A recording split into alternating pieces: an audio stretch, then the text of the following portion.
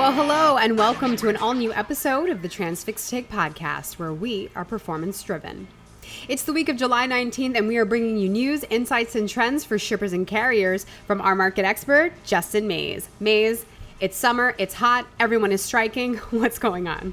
Hey, Jenny, it's great to be back with you this week as well as we drive into the second half of July as the freight markets in the full truckload sector continue to loosen up in favor of shippers. Yep, no surprise there. As we've been predicting, it's going to continue to be a shipper's market, but the question is, when will it change? Exactly, Jenny. We're continuing to see the softness in the full truckload market that we called out would continue. Now, week over week, we have seen about a 7-cent drop in the national average line haul. And additionally, we've seen a drop in tender rejections, which was expected. But one thing we continue to call out that carriers and shippers need to keep an eye on is the changing of the seasonality of what markets are more carrier favorable compared to shipper favorable. And of course, that's what we're here for. But before we get into that, Maze, there's a lot happening in trucking right now with regards to Yellow and YRC and even UPS. Are there any big call-outs that you have? You hit it on the head, Jenny. We're going to talk about the UPS and Yellow potential strikes and the impacts it could actually have to the full truckload market. Right. So keep in mind, Yellow is the third largest LTL provider in the country, and if things don't go in their favor, we could see the demise of Yellow altogether. And furthermore, this could mean volatility in the LTL sector that we were not expecting. So Maze, if that were the case, what do you think will happen? Well, Jenny, the LTL industry has been going through the pains that we've experienced over the last year and a half in the FTL, full truckload sector. But Yellow's declines in business metrics heavily outweigh their competitors.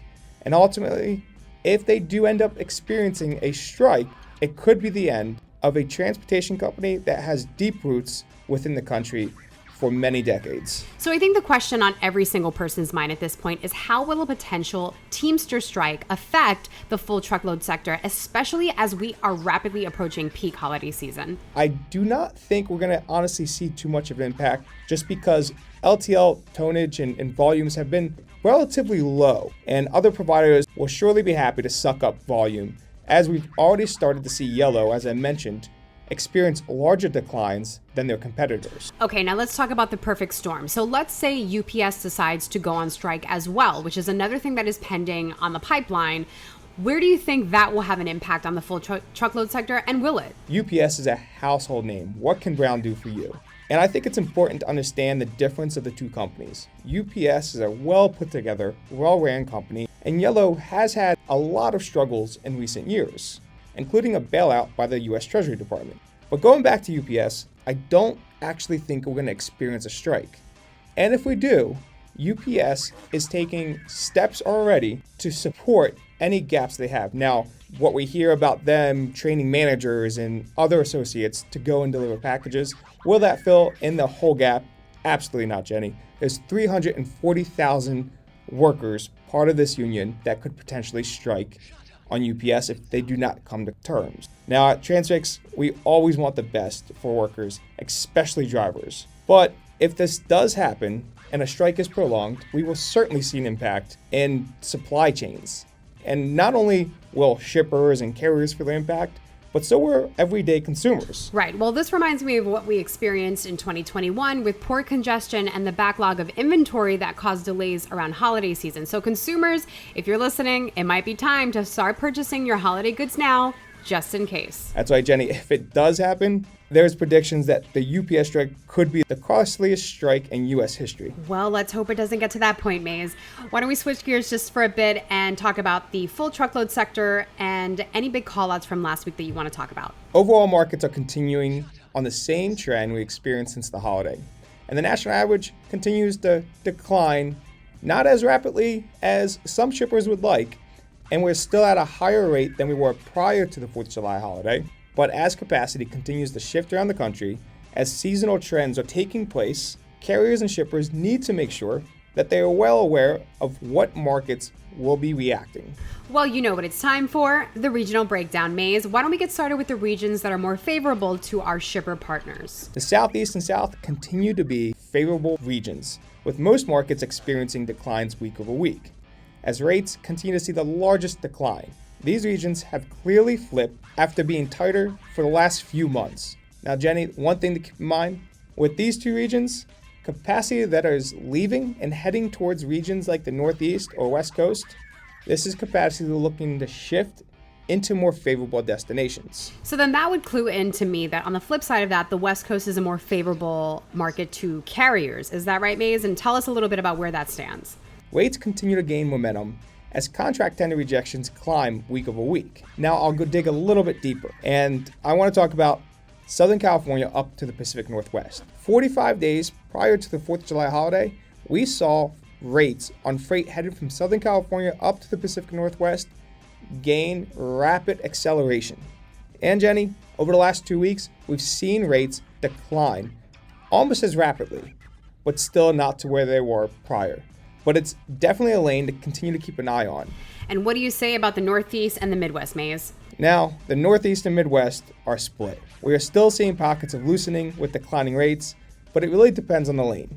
These regions will continue to teeter between tightening and loosening before becoming more carrier-favored markets as we drive into the fall. Now let's talk about the Southeast and what you see there. Looking to Southeast, we saw every single market experience a decline in line hauls week over week, except for Miami, Florida, but it was an extremely slim increase. Local runs have seen a noticeable decrease in cost, on average around 7%. So carriers out there, beware that there is a lack of demand on local runs within the Southeast. When we dig into Atlanta, the largest market by volume in the Southeast, we still see softening, which means that this is going to continue in the Southeast. As the largest market by volume softens, it's going to continue to spread through nearby markets. Now, rates going to just about any other region are also seeing decreases.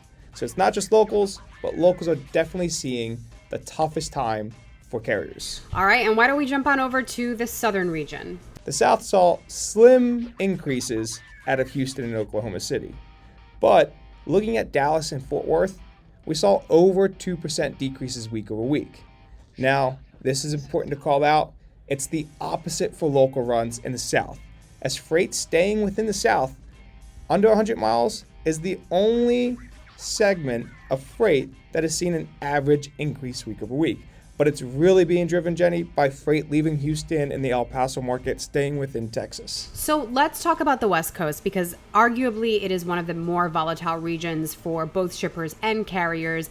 Give us an understanding of what we can expect there and what we should be looking out for in the next couple of weeks. Overall, rates are continuing to increase, but there are pockets of loosening, and it's really the seasonality change that I've called out previously. Markets in Arizona and New Mexico continue to see decreasing rates. The same can't be said for California. We're still seeing tightening in most of the major markets in California, which is why the overall average outbound West Coast continues to heat up. Now, freight staying within the West Coast continues to see declines. Carriers want to stay in the West Coast as long as it continues to pay higher rates than they are experiencing in other parts of the country. And given the state of the market, who can blame them? Why don't we shift gears over to the coastal region? What are we seeing there? Most markets in the coastal region are seeing decreases, and they're pretty modest decrease. The only area of concern for shippers would be the markets touching the Northeast, like Alexandria, Virginia, and Baltimore, Maryland, where they're seeing slim increases, but still, overall, the larger markets by volume, like Greenville, South Carolina, Charlotte, North Carolina, and Roanoke, Virginia, are seeing declines continue as the markets move more favorable for shippers, which we would expect with seasonality trends. All right, and let's head back home and talk about what's going on in the Northeast, Maze. The Northeast is definitely teetering. It depends on what market you're leaving out of and where you're headed. Take the two largest markets, for example, in the Northeast, one being Elizabeth, New Jersey, and one being Harrisburg, Pennsylvania. Harrisburg, Pennsylvania overall is seeing rates decrease, but in a very slim manner. But if you jump over to New Jersey, we're seeing Elizabeth, New Jersey rates increase by a very slim manner. But as I called out, it really depends on where the freight's going. If it's going back to the West Coast or Midwest, you're more likely to see a decrease as you head the drivers to more favorable markets. Now, if it's heading down to the Southeast or South, you are likely to see increases as you are putting drivers in a less desirable outbound market. Now, the same could be almost said for the Midwest. Overall, we're going to continue to see the Midwest slowly decline over the next few weeks as we head into the fall. But I can't stress it enough, it really depends on where the freight's headed. Well, this was a jam-packed episode with a lot to look out for, especially with regards to these union strikes that we may see in the next week or so. That said, we will bring all of that news and update to you next week in an all-new episode of the Transfix Take podcast. Until then, drive safely. All views and opinions expressed in this podcast are those of the speakers and do not necessarily reflect the views or positions of Transfix Inc., or any parent companies or affiliates, or the companies with which the participants are affiliated, and may have been previously disseminated by them. The views and opinions expressed in this podcast are based upon information considered reliable, but neither Transfix Inc. nor its affiliates nor the companies with which the participants are affiliated warrant its completeness or accuracy, and it should not be relied upon as such. All views and opinions are subject to change.